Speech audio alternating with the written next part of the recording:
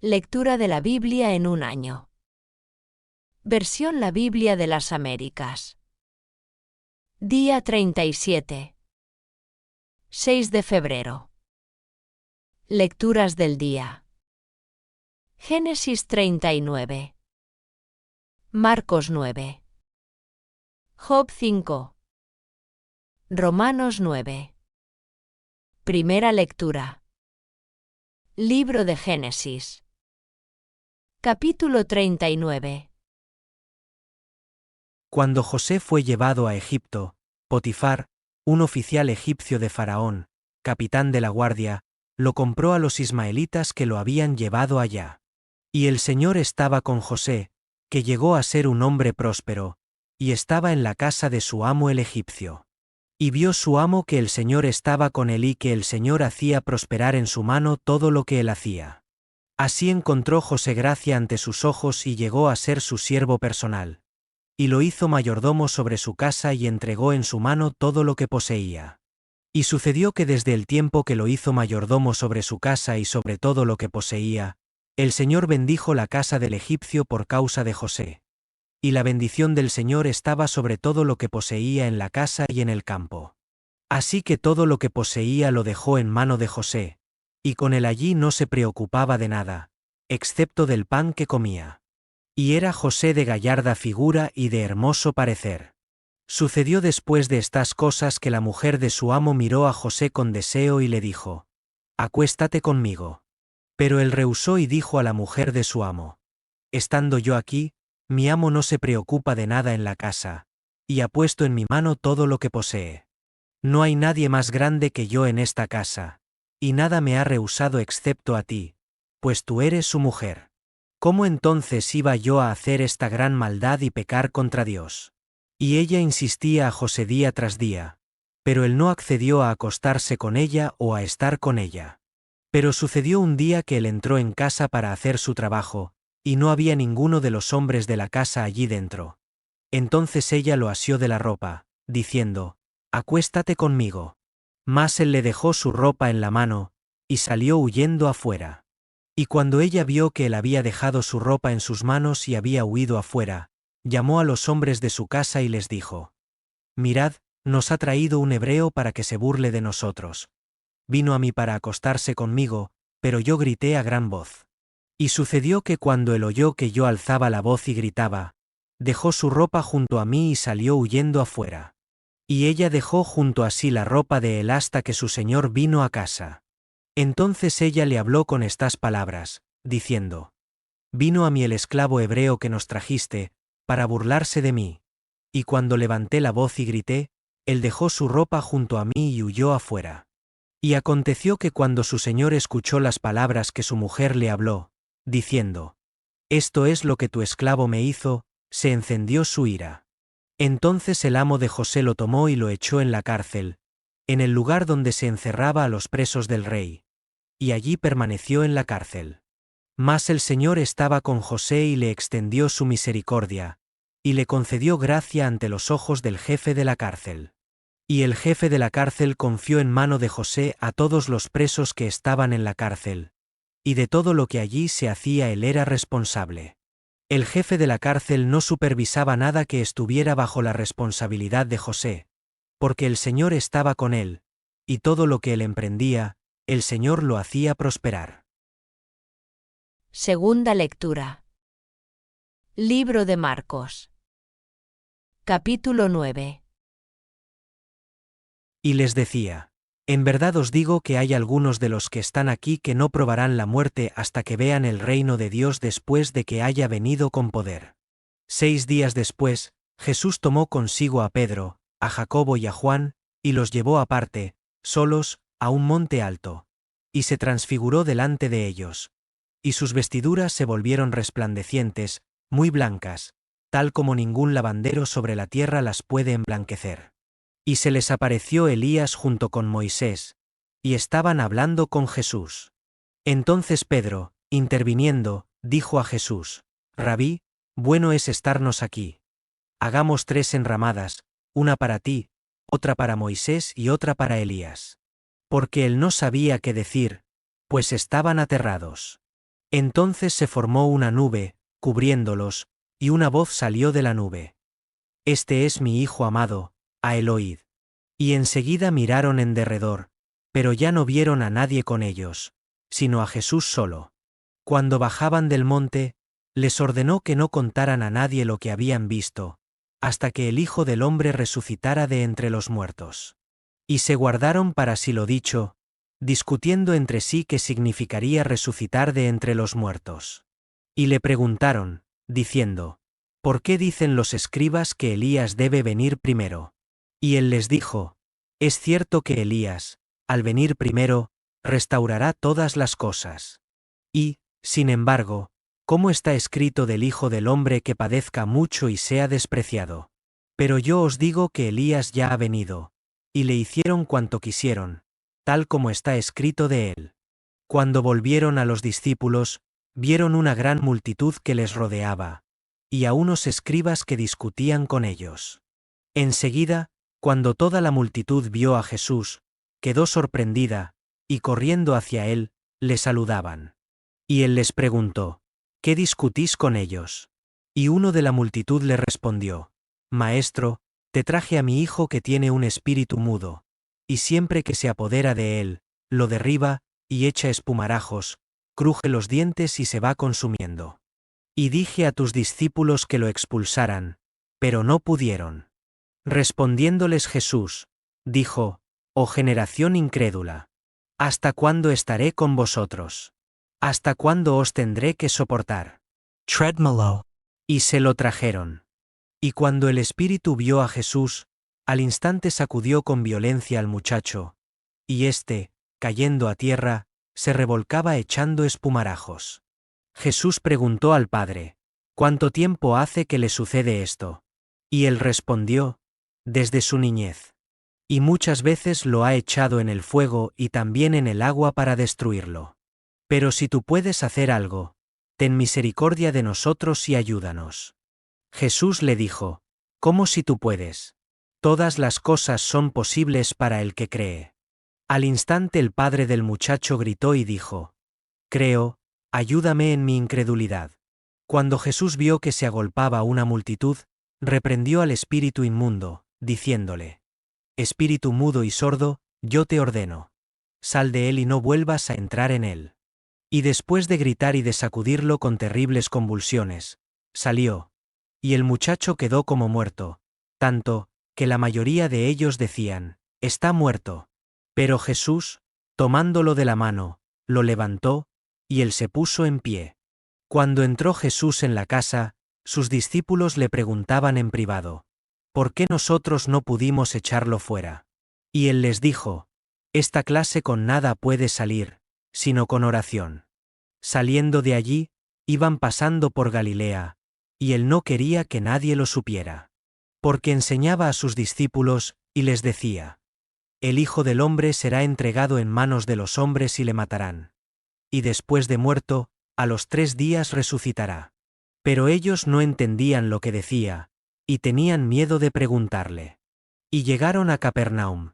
Y estando ya en la casa, les preguntaba, ¿qué discutíais por el camino? Pero ellos guardaron silencio, porque en el camino habían discutido entre sí quién de ellos era el mayor. Sentándose, llamó a los 12 y les dijo, si alguno desea ser el primero, será el último de todos y el servidor de todos. Y tomando a un niño, lo puso en medio de ellos, y tomándolo en sus brazos les dijo, el que reciba a un niño como este en mi nombre, a mí me recibe. Y el que me recibe a mí, no me recibe a mí, sino a aquel que me envió.